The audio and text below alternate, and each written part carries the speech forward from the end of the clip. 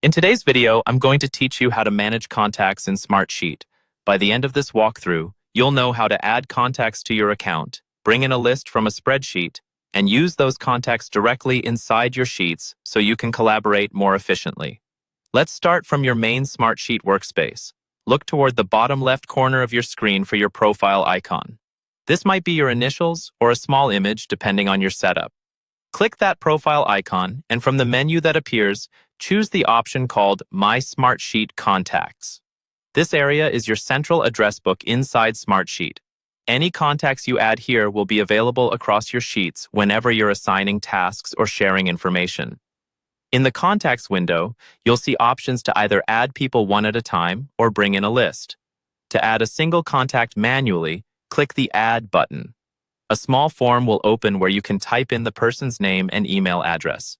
Make sure the email is correct because Smartsheet uses it when you assign tasks, send reminders, or share sheets.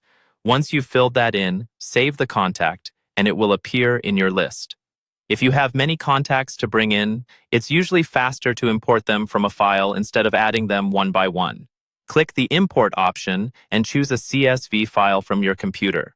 Before you do this, it's a good idea to double-check that your CSV has clear column headers, like name and email, so Smartsheet can recognize and map them correctly. After choosing your file, follow the prompts to complete the import, and your contacts will be added all at once. Now that your contacts are set up, let's connect them to a specific sheet. Open the sheet where you want to assign people to tasks or track ownership. At the top of the sheet, right-click on the header of the column you want to use for contacts.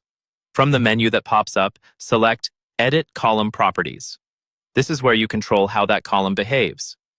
In the Column Properties window, find the setting labeled Column Type and change it to Contact List.